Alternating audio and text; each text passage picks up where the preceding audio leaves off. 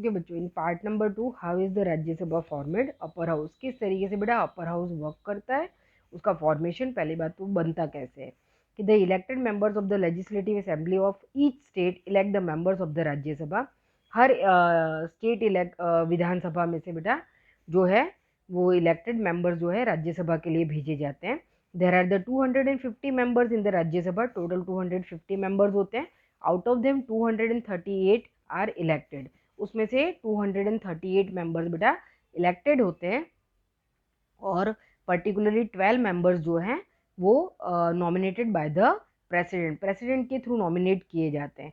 ये जो particularly 12 members है बेटा, ये 12 मेंबर्स जो है अलग अलग तरीके के, मतलब ये मेंबर्स वो लोग हैं बेटा जिन्होंने देश के लिए बहुत अच्छे काम किए हैं, जिन्होंने लाइफ टाइम इस तरीके का वर्क किया है, बहुत सारा सोशल वर्क किया है, या फिर अपनी फील्ड के अंदर इन्होंने देश को मतलब गौरव दिलाने वाला काम किया है, फिर चाहे वो स्पोर्ट्स हो, साइंस एंड टेक्नोलॉजी हो, बराबर एजुकेशन डिपार्टमेंट हो, या फिर एक तरीके से देखा जाए तो एंटरटेनमेंट डिपार्टमेंट हो, बहुत सारे एक्टर्स हैं, बहुत सारे स्पोर्ट्स पर्सन हैं बेटा जिनको कहीं ना कहीं प्रेसिडेंट के थ्रू बेटा 12 मेंबर्स को इलेक्ट किया जाता है। तो 238 जो है इलेक्टेड होते हैं और 12 मेंबर्स सिलेक्टेड होते हैं। The Rajya Sabha is the permanent house, Rajya Sabha को परमानेंट हाउस माना जाता है बेटा।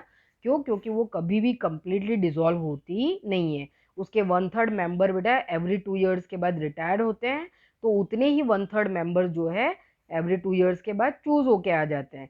और 6 ईयर्स का टाइम पीरियड होता है, जैसे लोअर हाउस का 5 ईयर्स का टेनर होता है, वैसे ही राज्यसभा का 6 ईयर का टेनर होता है बेटा। लेकिन ये फिर भी कभी भी कंप्लीटली डिसॉल्व नहीं होती है। It never get dissolved completely. 1/3 of the member of Rajya Sabha retire every 2 years after completing their 6 years terms, and the new members are inducted. The Rajya Sabha represent the state of our country. The Rajya Sabha also can proposes a bill. It is important to have the concerns of the Rajya Sabha before passing any bill. Clear? Lok Sabha के अंदर बेटा क्योंकि first house तो हमारा mainly Lok Sabha ही है, first reading, second reading, third reading सारी process होने के बाद एक बिल जो है वो राज्यसभा को भेजा जाता है बेटा थर्ड रीडिंग के बाद। राज्यसभा भी उस बिल के ऊपर बेटा डिस्कशन करती है और उसके बाद जब राज्यसभा उसको पारित करती है बेटा, पास आउट करती है, तभी वो प्रेसिडेंट तक पहुंचता है और प्रेसिडेंट उस पर सिग्नेचर करते हैं, तब जाके बिल एक्ट में कन्वर्ट होता है। तो यहाँ पे राज्यसभा का कंसर्ट बहुत जरूरी हो जाता है। The houses of the parliament review the bill passed by the Lok Sabha. Thus, the role of Rajya Sabha is very important. The person who preside over the session of the Rajya Sabha is known as the chairman. जैसे लोकसभा के अंदर जो है बेटा presiding person है वो speaker कहे जाते हैं, वैसे ही राज्यसभा के अंदर जो है उस सेशन को चलाने वाले जो पर्सन होते हैं उनको चेयरमैन करते हैं। और हमेशा राज्यसभा के चेयरमैन जो है वो डिसाइडेड होते हैं, यानी कि जो देश के वाइस प्रेसिडेंट होते हैं बेटा, स्पीकर तो इलेक्ट होके आते हैं लेकिन वाइस प्रेसिडेंट जो है राज्यसभा के अंदर बेटा जो वाइस प्रेसिडेंट होते हैं हमारे देश के, वही हमेशा चेयरमैन बनते हैं। The vice president of India act as the chairman of the Rajya Sabha. Okay, तो ये समझने वाली बात है यहाँ पे। तो डिसाइडेड होता है हमेशा, लोकसभा में स्पीकर उन्हीं के मेंबर्स में से चूज होके आते हैं, इलेक्ट होके आते हैं, लेकिन वाइस प्रेसिडेंट ही हमेशा राज्यसभा के चेयरमैन बनते हैं। अब यहाँ पे हमको एक बहुत अच्छा सा पिक्चर दिखाया है असेंबली का कि देखो कैसे क्वेश्चनिंग आवर चल रहा है, डिस्कशन हो रहा है, जो आंसरेबल मिनिस्टर्स हैं वो आंसर दे रहे हैं, जो मेंबर्स ऑफ पार्लियामेंट है वो उनसे क्वेश्चंस पूछ रहे हैं, जो स्पीकर है वो उनकी बातों को ध्यान से सुन रहे हैं। क्लियर? तो इस पिक्चर के थ्रू हम समझ सकते हैं, ऊपर टाइटल लिखा हुआ है बेटा कि question hour session in the parliament. When the parliament is in the session at the beginning of the day, the time for the question hour is decided upon.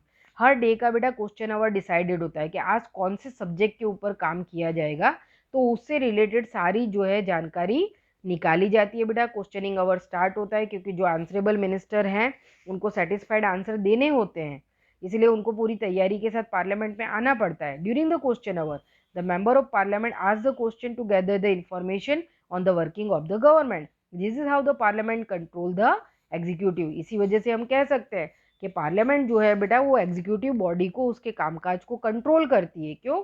क्योंकि इन्हीं क्वेश्चनिंग आवर के time पे बहुत सारी problems के बारे में एक तरीके से देखा जाए तो गवर्नमेंट का ध्यान जाता है। कुछ लू फॉल्स ले गए हैं, जैसे यहाँ पे लिखा है कि through the medium of the questioning member draw the attention to the government toward its loopholes।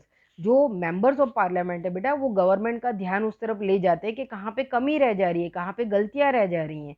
In this way the government comes to know about the view and opinion of the people through their representative. और इसके through हम कह सकते हैं बेटा कि जो government है वो उनके ओपिनियंस, उनके व्यूज़ जो है बेटा वो वहाँ पे डिस्कस होते हैं, सबकी बातों को ध्यान में रखा जाता है और उसके बाद जो है बिल पास होता है। It is an important responsibility to the members to question the government. The opposition party play a major role in the effective administration of a democracy. बराबर, ये मेंबर ऑफ पार्लियामेंट की बेटा responsibility है कि वो question our के time पे बेटा उस तरीके के मुद्दों को उठाए जहाँ पे एक तरीके से देखा जाए तो जो सिटीजन्स है, जो नागरिक है बेटा, उनकी तकलीफों की तरफ, समस्याओं की तरफ पार्लियामेंट का ध्यान जाए। ऑपोजिशन पार्टी जो है बेटा मेजरली डेमोक्रेसी में एक ग्रेट रोल प्ले करती है। अगर ऑपोजिशन पार्टी मजबूत नहीं होगी बेटा तो जो रूलिंग पार्टी है वो अपनी मनमानी करेगी। तो ऑपोजिशन पार्टी का यहाँ पे रिस्पॉन्सिबिलिटी बढ़ जाती है, उनका दायित्व तो बढ़ जाता है कि वो रूलिंग पार्टी को कुछ भी गलत करने से या गलत लॉस बनाने से रोके। It's highlight the loopholes in the policies and program of the government. The person who preside over the session in the Lok Sabha is known as the speaker. बराबर, लोकसभा का सेशन जो प्रिस्क्राइब करते हैं बेटा उनको स्पीकर कहा जाता है। President is the most important the integral part of the parliament. President जो है वो पार्लियामेंट का बहुत ही मोस्ट इंटीग्रल पार्ट माने जाते हैं। अ bill that is passed by both the houses can become a law only after his signature. कोई भी बिल जो है बेटा प्रेसिडेंट की सिग्नेचर के बिना एक्ट में कन्वर्ट नहीं हो सकता है। इसीलिए प्रेसिडेंट जब उस पर सिग्नेचर करते हैं तो बिल जो है एक्ट में यानी कि कानून में तब्दील हो जाता है। He has the power to decide about the meeting of the parliament and announces the completion of session 2। बराबर, उनके पास ये पावर होता है कि वो जो है मीटिंग को है जो है डिसाइड करते हैं, जॉइंट सेशंस बुलाते हैं। अगर दोनों हाउसेस के बीच में किसी भी तरीके के कन्फ्लिक्ट हैं, कोई डिस्प्यूट्स हैं, किसी बिल के रिगार्डिंग कोई इस तरीके की प्रॉब्लम्स है तो इन जॉइंट सेशन में बेटा उनके बारे में सोचा जाता है और एक तरीके से देखा जाए तो उन प्रॉब्लम्स का सॉल्यूशन लाने के बाद बिल को पास किया जाता है। ओके, तो बहुत अच्छा सा चैप्टर था, छोटा सा था लेकिन बहुत बढ़िया चैप्टर था बेटा। तो हमने देखा कि कैसे हमारी पार्लियामेंट्री बॉडी जो है बेटा वो अच्छे से काम करती है। ओके, यहाँ पे बहुत प्यारा सा लोकसभा का पिक्चर दिया हुआ है, आप देख सकते हो। मेंबर्स ऑफ पार्लियामेंट है, स्पीकर्स बैठे हुए हैं।